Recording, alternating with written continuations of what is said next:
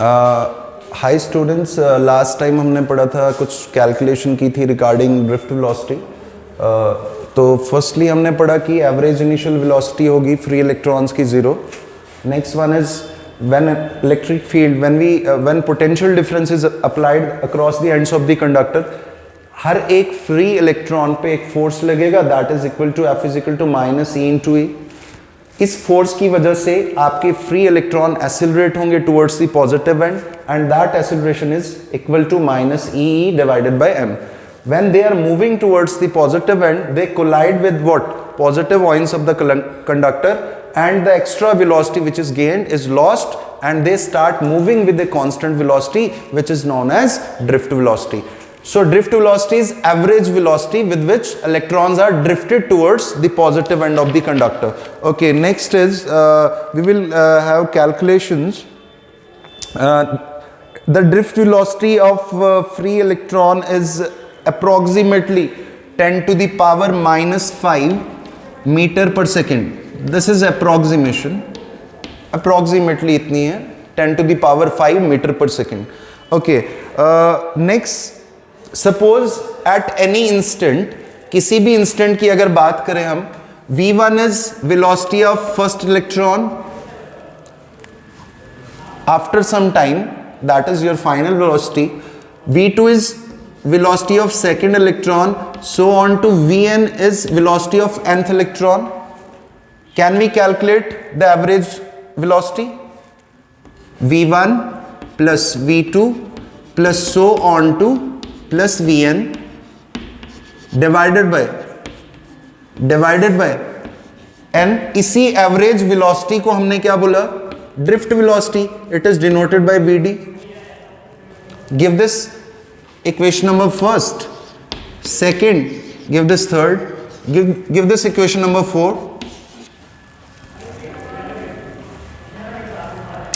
We have studied equation of motion. What is v equal to? U plus at. तो v1 किसके equal आ जाएगा बच्चे? u1 plus a tau. This is tau. Tau is also a time. That time is known as relaxation time.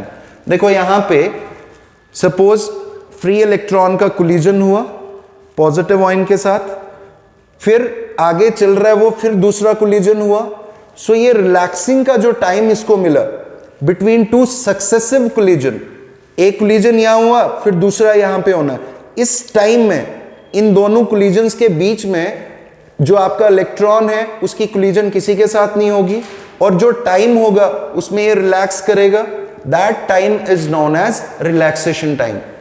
ठीक, okay, relaxation time electron, free electron का कहां से कहां होगा? फॉर एग्जांपल यहां कोलाइड किया, फिर यहां कोलाइड, तो ये वाला जो टाइम रहेगा इसके पास between two successive collision, it is known as relaxation time. So यहां पे tau is also v is equal to u plus at करते हैं, सो यहां पे ये रहेगा a tau 1. Next one is v2 किसके इक्वल आ जाएगा बच्चे? u2 plus a tau 2, so on to vn किसके इक्वल आ जाएगा? un plus a tau n. Put the values, put these values, give this 5, put the values of 5 and 4, ये सारी values को यहां पुट करते हैं, सो आपकी ड्रिफ्ट वेलोसिटी किसके इक्वल आ जाएगी? vd is equal to v1 की जगह v1 की value that is u1 plus a tau 1, फिर प्लस है v2 की जगह v2 की value that is u2 plus a tau 2 plus so on to, कहां तक चलते जाएंगे? That is un plus a tau n divided by n. So u वाली टर्म्स को हम एक साइड कर लेंगे, ड्रिफ्ट वेलोसिटी किसके इक्वल आ जाएगा? So I will write here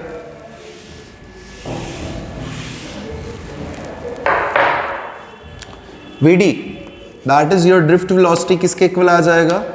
u1 plus u2 plus so on to कहाँ तक जाना है, u n divided by n, और वी ए और टव वाली टर्म्स को अलग ले लेंगे, plus a tau one plus a tau two plus so on to a tau n divided by, terms को अलग अलग कर दिया, इनको कंबाइन करोगे तो वापस यही मिल जाएगा आपको। व्हाट इज दिस, ये वाली term, this is equation number first में देखो, this is average initial velocity. Average initial velocity कितनी हो जाएगी बच्चे, ये 0 है, सो इसकी जगह क्या पुट करेंगे हम, 0।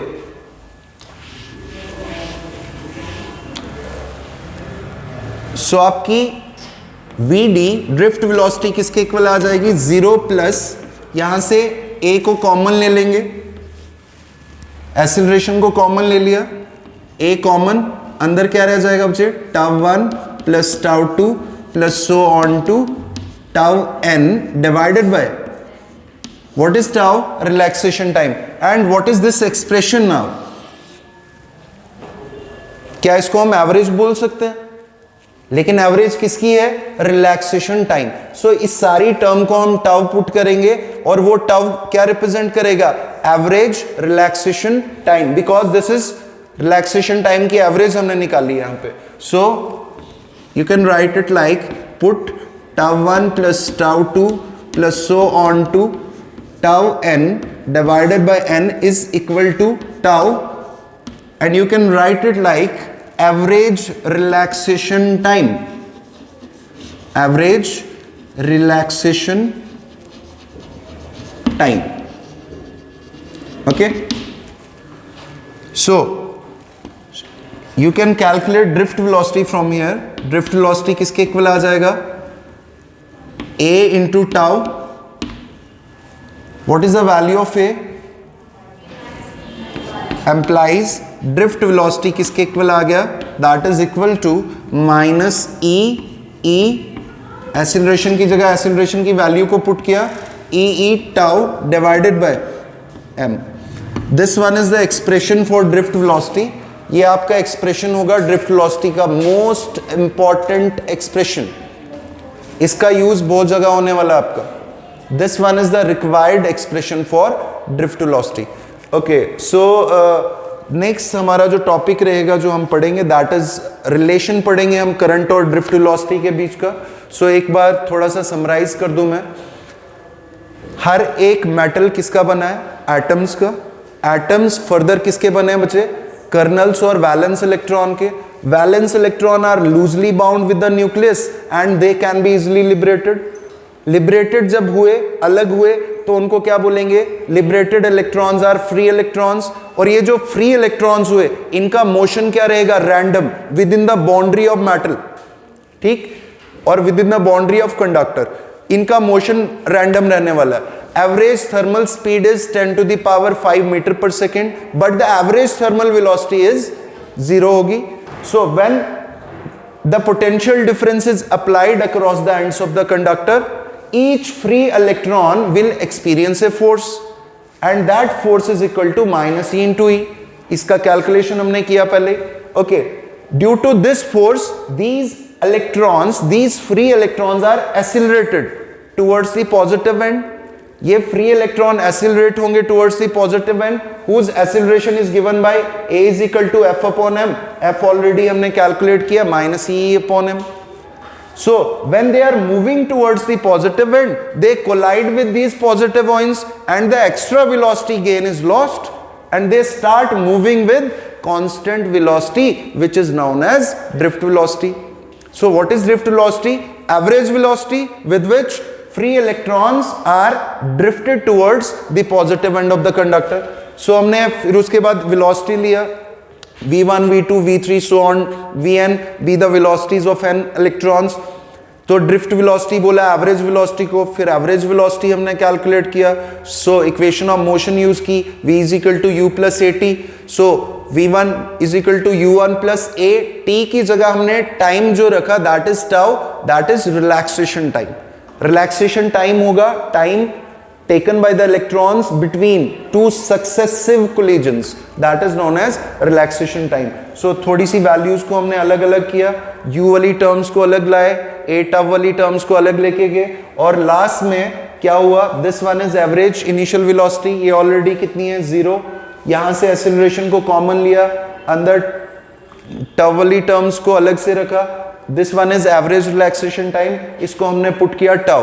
So Vd किसके इक्वल आया, a multiply by tau. यहाँ tau is not relaxation time, it is average relaxation time, and we put the value of acceleration from equation number what, 3, and we get the expression for drift velocity. So that was all about today's lecture. Next we will continue tomorrow. Thank you very much.